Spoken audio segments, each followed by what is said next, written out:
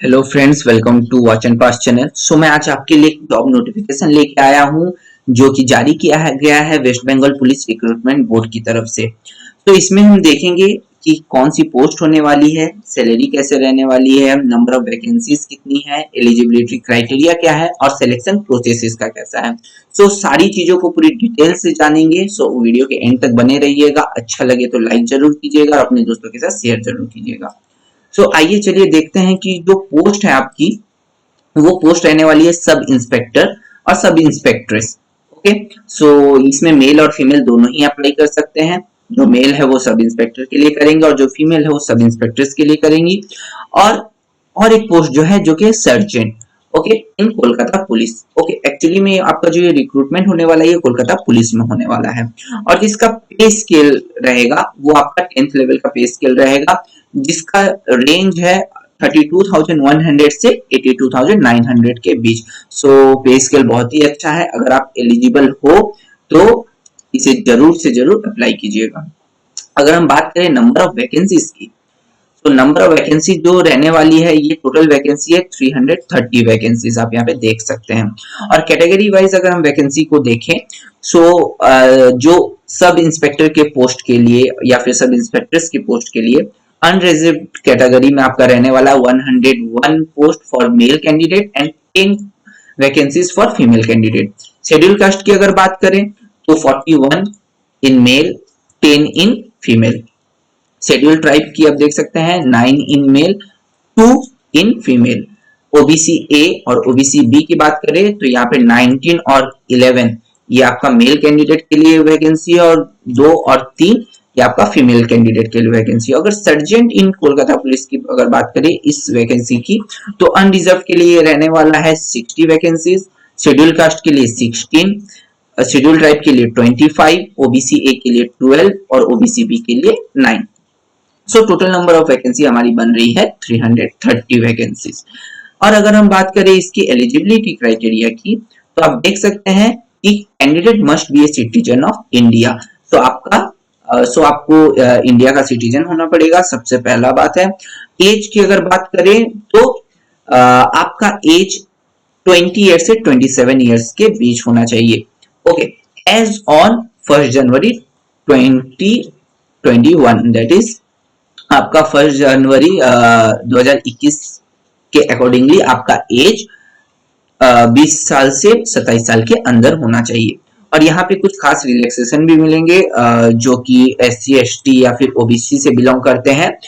तो SC ST को यहाँ पे एज रिलैक्सेशन मिलने वाला है 5 इयर्स का, और 3 इयर्स का एज रिलैक्सेशन मिलने वाला है OBC कैंडिडेट को। मगर इसमें एक और भी क्राइटेरिया है कि आपको वेस्ट बंगाल का ही वेस्ट बंगाल से अगर आप बिलोंग करते हैं तभी आपको ये एज रिलैक्सेशन मिलेगा।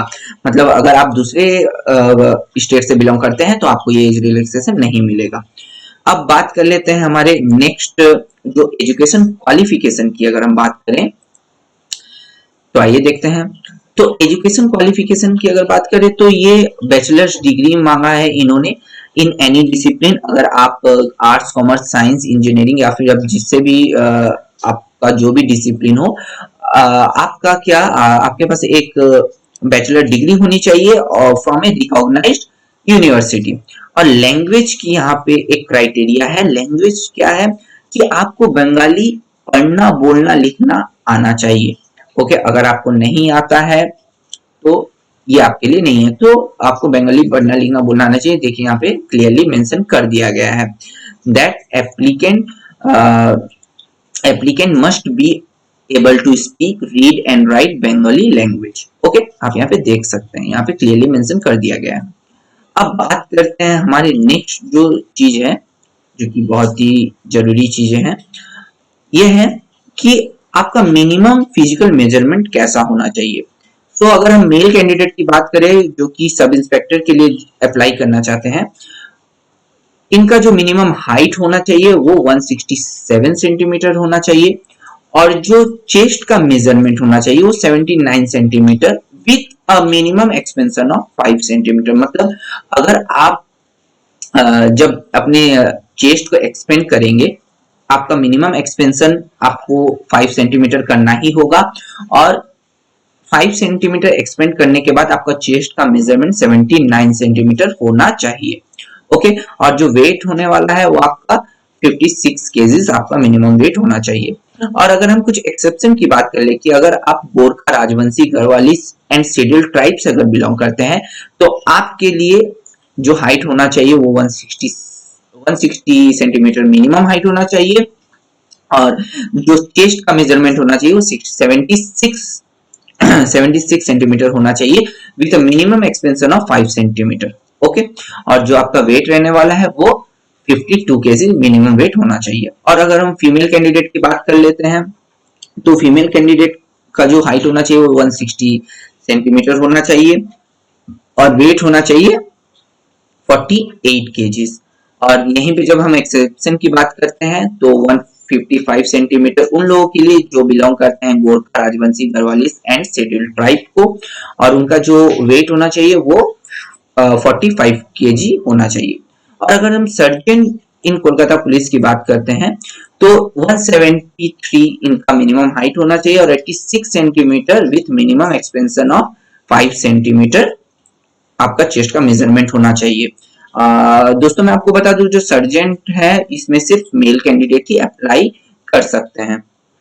और अगर हम इनके वेट की बात करें तो ये 60 केजी इनका मिनिमम वेट होना चाहिए। और जो एक्सेप्शन का केस है इसमें 163 centimetre minimum height, 81 centimetre chest का मेजरमेंट और 54 केजीज आपका वेट रहना चाहिए। चलिए दोस्तों अब हम लोग नेक्स्ट कुछ चीजों को जानते हैं।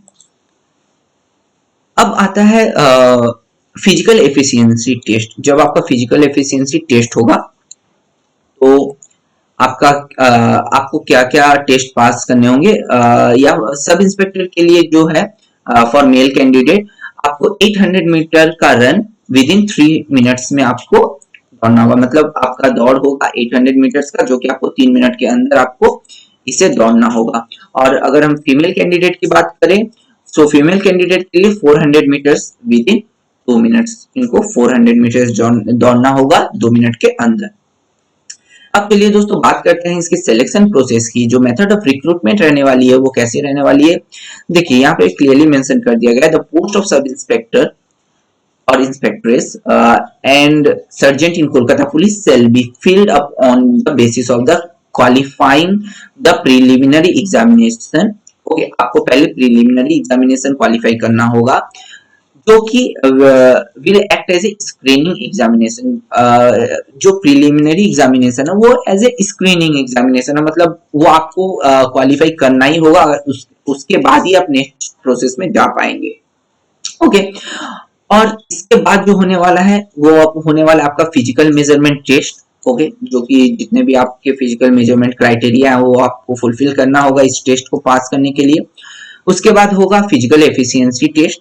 ओके, फिजिकल एफिशिएंसी टेस्ट में जो आपका दौड़ है वो आपको क्लियर करना होगा। और फाइनली आपका क्या होगा, final combined competitive examination and personality test to be conducted by the West Bengal police recruitment board. Okay, और इसके बाद आपका जो ये होगा final combined competitive examination. Okay, आपका जो एक नेक्स्ट इसके बाद एक एग्जामिनेशन होगा और इसी रिटन एग्जामिनेशन, और इसी के साथ साथ आपका पर्सनैलिटी टेस्ट भी होगा। ओके, तो अगर हम बात करते हैं इसके एग्जामिनेशन की, जो प्रीलिमिनरी एग्जामिनेशन है ये टोटल 200 मार्क्स का होने वाला है।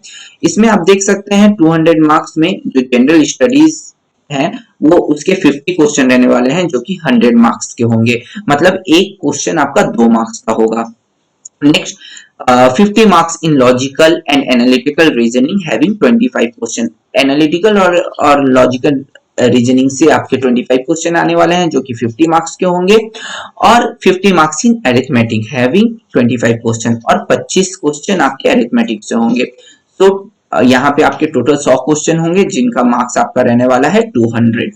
सो आपको पता लग गया होगा general studies, logical and analytical reasoning और अरिथमेटिक। ओके, ये 3 सब्जेक्ट का कॉम्बिनेशन है। और जो ड्यूरेशन आपका रहने वाला एग्जामिनेशन का वो है 90 मिनट का, इसका मतलब 1.5 घंटे का ड्यूरेशन रहने वाला है। ओके, अब हम लोग बात करते हैं जो और एक बात है कि the preliminary examination will be on OMR based MCQ type return. ये आपका ओएमआर बेस्ड होगा, जो ओएमआर सीट मिलेगी आपको।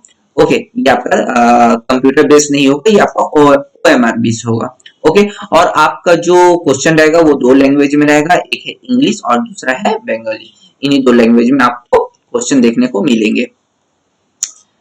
ओके, सो दोस्तों ये तो आपको पता लग गया होगा, हम लोग फिजिकल मेजरमेंट के बारे में बात कर चुके हैं। सो अब देखते हैं कि नेक्स्ट क्या है इसका। अब हम लोग बात कर लेते हैं जो कि इम्पोर्टेंट है सिलेबस की। ओके, तो सिलेबस के ऊपर अगर हम देखें तो जो आपका सिलेबस रहने वाला है प्रिलिमिनरी एग्जाम के लिए वो है जनरल स्टडीज में जो आपको मिलने वाला है question, general knowledge of the candidate in different spheres. Okay, जितने भी आप हिस्ट्री, ज्योग्राफी, पॉलिटी, इकोनॉमी, जितने भी सारे आप करंट अफेयर्स, ये जितने भी सारे आते हैं ये सारे आपके जनरल स्टडीज में ही आते हैं। और लॉजिकल एंड एनालिटिकल रीजनिंग में आपका रीजनिंग से क्वेश्चन आ जाएगा, और अरिथमेटिक में आपका on the basis of the syllabus of माध्यमिक एग्जामिनेशन। ओके, माध्यमिक एग्जामिनेशन के अंडर में आपने जितना अरिथमेटिक पढ़ा है ये इसका सिलेबस उतना ही होने वाला है। ओके, और जो पेपर 2 रहने वाला है आप यहाँ पे देख सकते हैं, पेपर 2 में आपका रहेगा इंग्लिश। क्वेश्चन में क्वेश्चन में भी आस्क्ड ऑन ऑल और any of the following item. आप देख सकते हैं किस किस पे क्वेश्चन पूछा जा सकता है।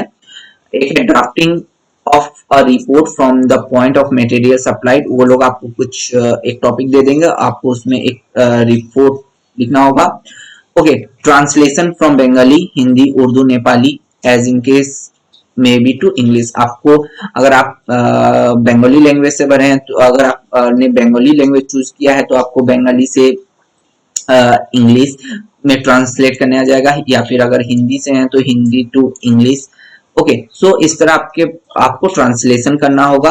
और नेक्स्ट जो है condensing of a prose passage, और लास्ट जो है correct use of word, correction of sentence, use of common phrases, synonym, antonym, ये सारी चीज आपको इंग्लिश के पेपर में देखने को मिलेगी। ये पेपर 2 का मैं बात कर रहा हूँ।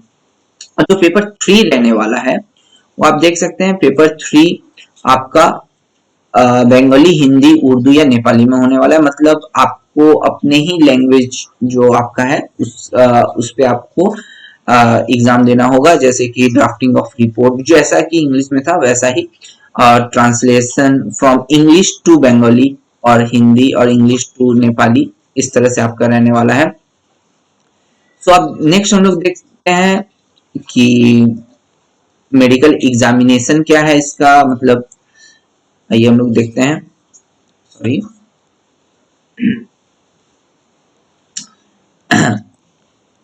मेडिकल एग्जामिनेशन आप यहाँ पे देख सकते हैं, all provisionally selected candidates shall be required to appear for medical examination at the state government। so ये मेडिकल जो एग्जामिनेशन होने वाला है, ये आपका सारा एग्जाम आप जब क्वालिफाई कर देंगे तो ये लास्ट में होने वाला है। और यहाँ पे आप देख सकते हैं कि कुछ कुछ चीजें यहाँ पे मेंशन कर दी गई हैं कि the candidate must not have knock knee.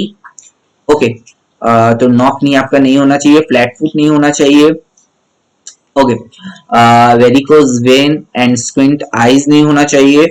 Okay, इसका मतलब जो किसी किसी कैंडिडेट के ऐसा हो सकता है कि उनका वेन्स बहुत ही ज्यादा दिखाई देता है, तो ऐसा भी नहीं होना चाहिए। और should not be colour blind. Okay, colour blind आप कलर ब्लाइंडनेस नहीं होना चाहिए। और जो मिनिमम विजन जो रहने वाला है आपका, minimum vision that should be 6/6 with और विदाउट ग्लास। ओके, अगर आप चश्मा पहनते हैं तो इसमें भी कोई प्रॉब्लम नहीं है, लेकिन अगर आपका विजन 6/6 है तो इसमें कोई प्रॉब्लम नहीं है, लेकिन अगर इससे ज्यादा है तो फिर प्रॉब्लम हो सकता है। ओके, अब चलिए हम लोग बात करते हैं कुछ और चीजों की, जो कि मुझे नहीं लगता कि ये सारी चीजें आपके लिए इम्पोर्टेंट है, ये सारी चीजें बाद में आएंगी। तो थैंक यू दोस्तों, आज के लिए बस इतना ही। आई होप आपको ये पूरी चीजें समझ में आ गई होंगी, और अगर आपको अच्छा लगा है तो इसे जरूर से जरूर अपने दोस्तों के साथ शेयर कीजिएगा। बहुत ही अच्छी वैकेंसी है, सैलरी पैकेज भी अच्छा रहने वाला है, और अपने दोस्तों के साथ शेयर कीजिए, और अगर अच्छा लगा है तो लाइक कीजिए। थैंक यू वेरी मच दोस्तों, फिर मिलते हैं नेक्स्ट वीडियो में।